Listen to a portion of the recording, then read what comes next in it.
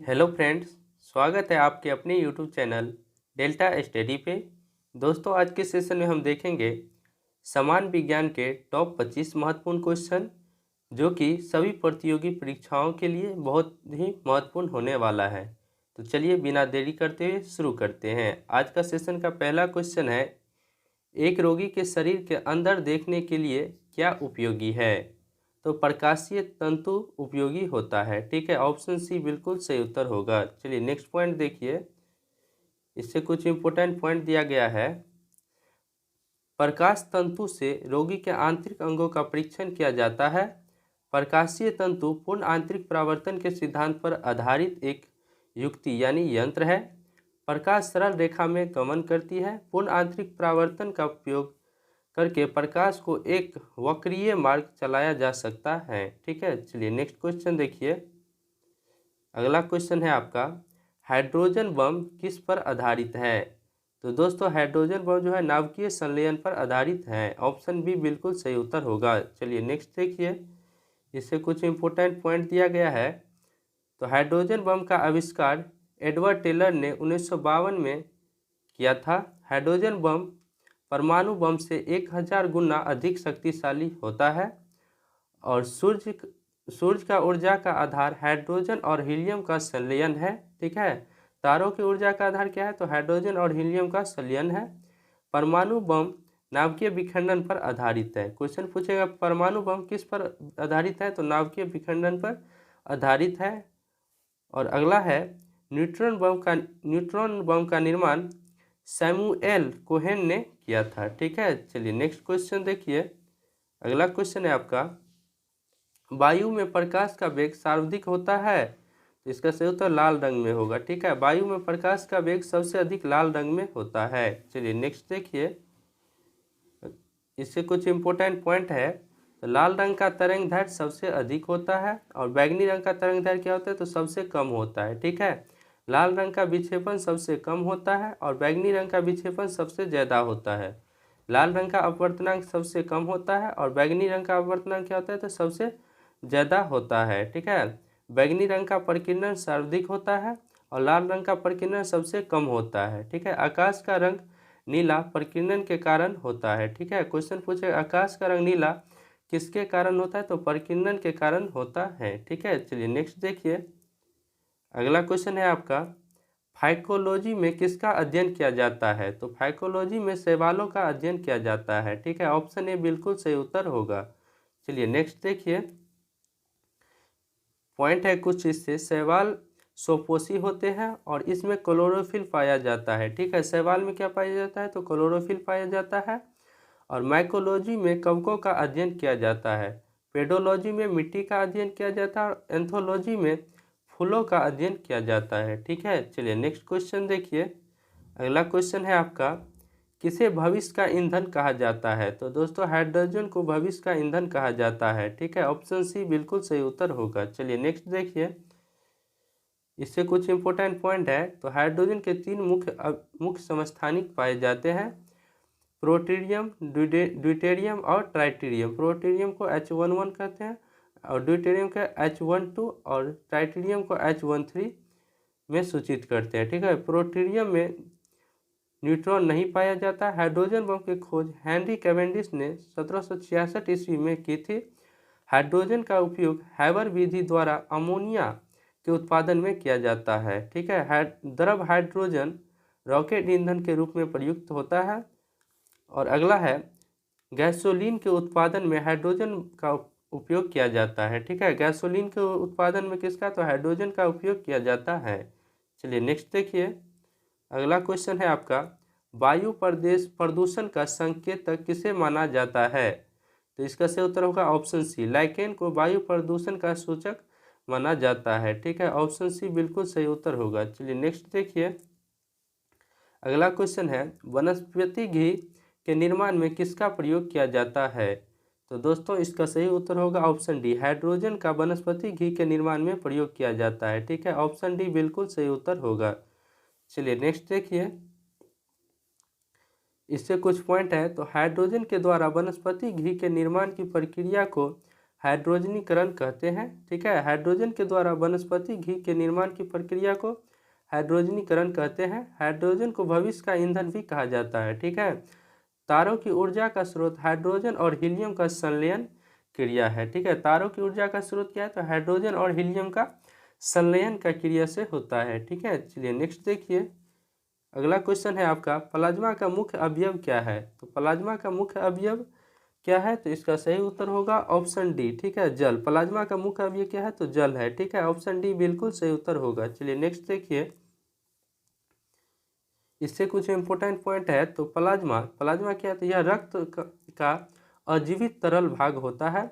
रक्त का लगभग 55% भाग प्लाज्मा होता है और प्लाज्मा का 90% भाग क्या होता है, तो जल होता है। ठीक है, प्लाज्मा में प्रोटीन 7%, लवण 0.9% और ग्लूकोज 0.1% और शेष अन्य पदार्थ पाए जाते हैं। ठीक है, रक्त कणिकाएं 3 प्रकार के होते हैं, आरबीसी, डब्ल्यूबीसी और प्लेटलेट्स। ठीक है, रक्त कणिका कितने प्रकार के, 3 प्रकार के होते हैं, आरबीसी, डब्ल्यूबीसी और प्लेटलेट्स। आरबीसी ऑक्सीजन का परिवहन में सहायक होता है और डब्ल्यूबीसी प्रतिरक्षा तंत्र मजबूत करता है और प्लेटलेट्स रक्त का थक्का जमाता है। रक्त का थक्का कौन जमाता है, तो प्लेटलेट। ठीक है, चलिए नेक्स्ट देखिए। अगला क्वेश्चन है आपका, मानव शरीर में गुणसूत्र कितने जोड़े होते हैं। तो दोस्तों 23 जोड़े होते हैं। ठीक है, ऑप्शन डी बिल्कुल सही उत्तर होगा। 23 जोड़े यानी 46 होते हैं। ठीक है, 23 जोड़े और 46 गुणसूत्र होते हैं मानव शरीर में। चलिए नेक्स्ट देखिए।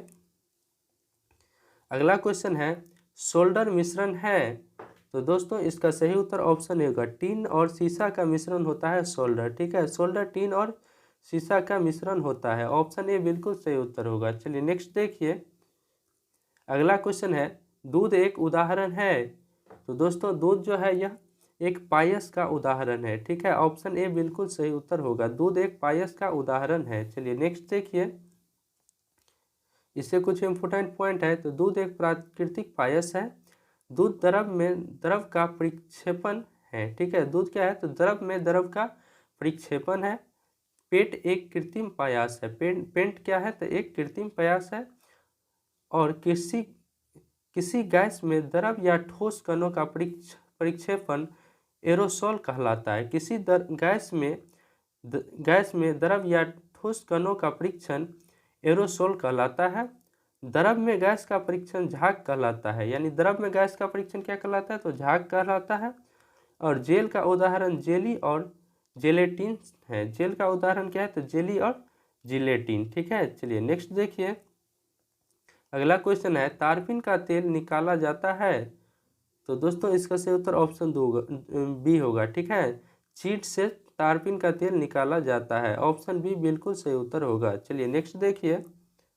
अगला क्वेश्चन है आपका, दूरबीन के खोजकर्ता कौन है।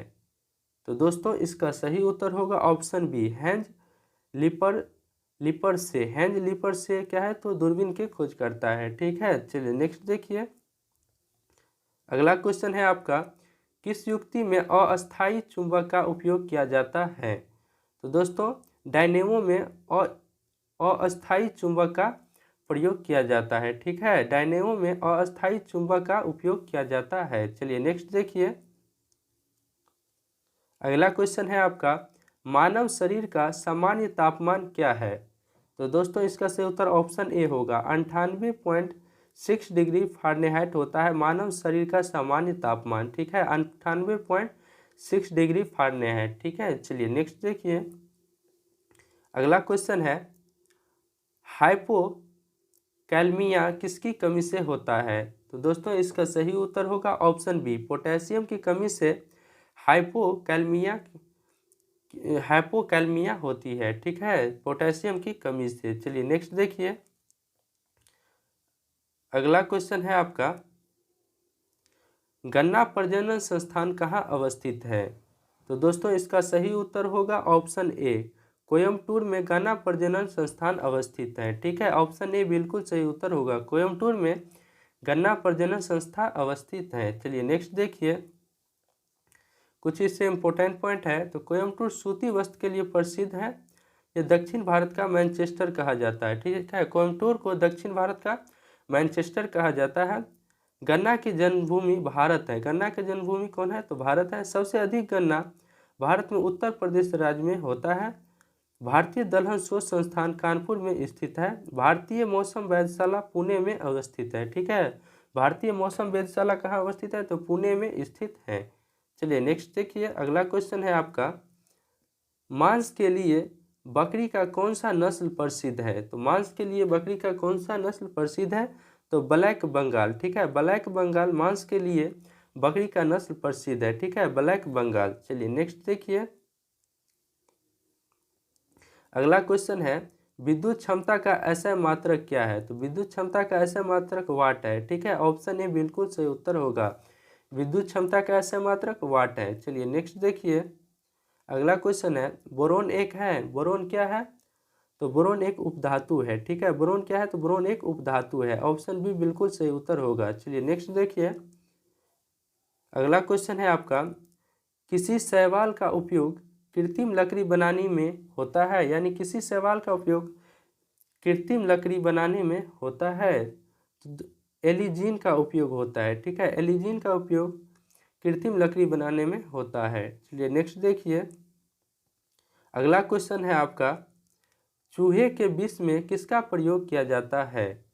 तो दोस्तों इसका सही उत्तर होगा जिंक फास्फाइड का। ठीक है, चूहे के विष में जिंक फास्फाइड का प्रयोग किया जाता है। चलिए नेक्स्ट देखिए, इससे कुछ इंपॉर्टेंट पॉइंट है। तो लकड़ी की वस्तुओं को कीड़ों से बचाने के लिए उस पर जिंक क्लोराइड यानी ZnCl2 का लेपन किया जाता है। जिंक ऑक्साइड ZnO को जस्ते का फूल कहते हैं। जस्ते का फूल किसे कहा जाता है? तो जिंक ऑक्साइड को कहा जाता है। ठीक है, ZnO को कहा जाता है। ठीक है, जिंक ऑक्साइड को जस्ते का फूल कहा जाता है। चलिए नेक्स्ट देखिए, अगला क्वेश्चन है, पोलियो किसके कारण होता है?